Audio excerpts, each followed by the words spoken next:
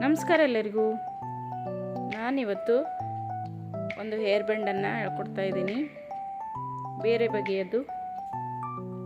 ಮೊದಲಿಗೆ ಚೈನ್ ಸ್ಟಿಚ್ಚನ್ನು ಹಾಕ್ಕೊಳ್ಬೇಕು.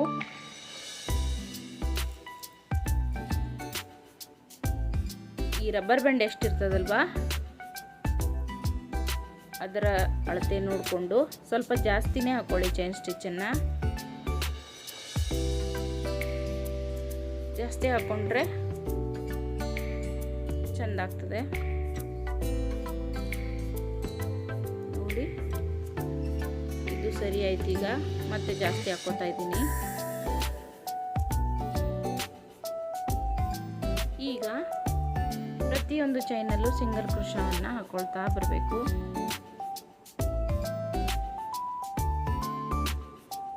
ಹೀಗೆ ಒಂದು ರೌಂಡ್ ಆಗ್ತದೆ.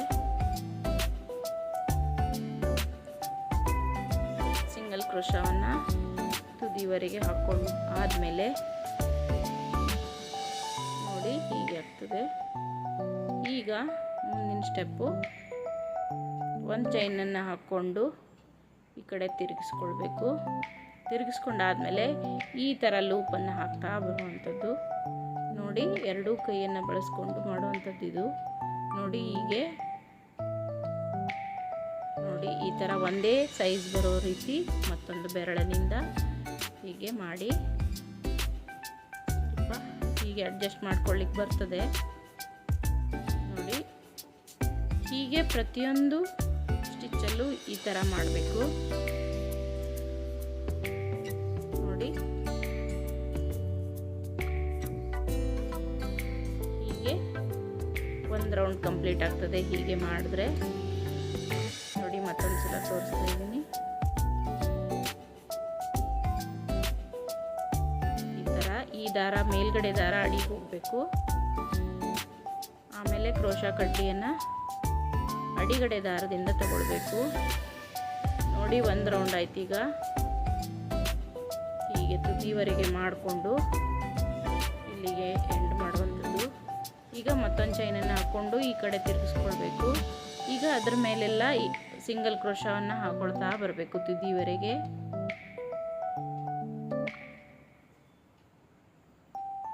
ನೋಡಿ, ಈ ಥರ ಸಿಂಗಲ್ ಕ್ರೋಶವನ್ನು ಪ್ರತಿಯೊಂದು ಸ್ಟಿಚ್ಚಲ್ಲೂ ಹಾಕ್ಕೊಳ್ಬೇಕು.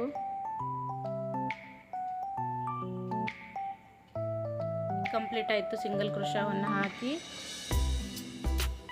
ಈಗ ಮತ್ತೊಂದು ಚೈನನ್ನು ಎಕ್ಸ್ಟ್ರಾ ಹಾಕ್ಕೊಂಡು ನೋಡಿ ಈ ಕಡೆ ತಿರುಗಿಸ್ಕೊಳ್ಬೇಕು. ಆವಾಗ ಲೂಪ್ ಮಾಡಿದ್ವಿ ಅಲ್ವಾ, ಅದೇ ಥರ ಈಗ ಮಾಡುವಂಥದ್ದು. ನೋಡಿ, ಇದು ಎರಡನೇ ರೌಂಡು. ಸೇಮ್ ಅವಾಗ ಮಾಡಿದ ಥರನೇ ತುದಿವರೆಗೆ ಮಾಡ್ಕೊಳ್ಬೇಕು. ಪ್ರತಿಯೊಂದು ಸ್ಟಿಚ್ಚಲ್ಲೂ ಹೀಗೆ ತಗೊಳ್ತಾ ಬರುವಂಥದ್ದು. ನೋಡಿ, ಈ ಥರ ಕಾಣುತ್ತೆ. ಹೀಗೆ ತುದಿವರೆಗೆ ಮಾಡ್ಕೊಳ್ಳಿ. ನೋಡಿ, ತುದಿವರೆಗೆ ಆದಮೇಲೆ ಈಗ ಮತ್ತೊಂದು ಚೈನನ್ನು ಹಾಕ್ಕೊಂಡು ಎಕ್ಸ್ಟ್ರಾ ಈ ಕಡೆ ತಿರುಗಿಸ್ಕೊಂಡು ಈಗ ಮತ್ತೆ ಸಿಂಗಲ್ ಕ್ರೋಶವನ್ನು ಪ್ರತಿಯೊಂದು ಸ್ಟಿಚ್ಚಲ್ಲೂ ಹಾಕೊಳ್ಳುವಂಥದ್ದು. ಇದೇ ಸ್ಟಿಚ್ಚನ್ನು ಬಳಸ್ಕೊಂಡು ನೀವು ಬ್ಯಾಗನ್ನು, ಪರ್ಸನ್ನು ಎಲ್ಲ ಮಾಡ್ಕೊಳ್ಳಬಹುದು. ಮುಂದಿನ ವಿಡಿಯೋದಲ್ಲಿ ಅದನ್ನು ತೋರಿಸ್ತೀನಿ.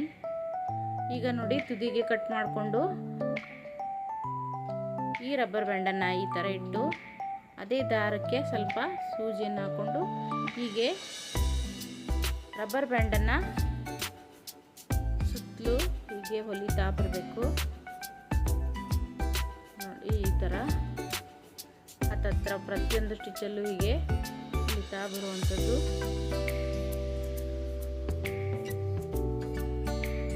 ರಬ್ಬರ್ ಬ್ಯಾಂಡಿಗೆ ಸೇರಿಸಿ ಹೊಲಿಬೇಡಿ. ರಬ್ಬರ್ ಬ್ಯಾಂಡ್ ಬಿಟ್ಟು ಬರೀ ಉಲ್ಲನ್ನಿಂದ ಉಲ್ಲನ್ನನ್ನು ಮಾತ್ರ ಜಾಯಿಂಟ್ ಮಾಡಿ. ಅಂದರೆ ಅದು ಇಲಾಸ್ಟಿಕ್ ಟೈಪ್ ಹಾಕ್ಕೊಳ್ಳಿಕ್ಕೆ ಆಗಬೇಕಲ್ವಾ.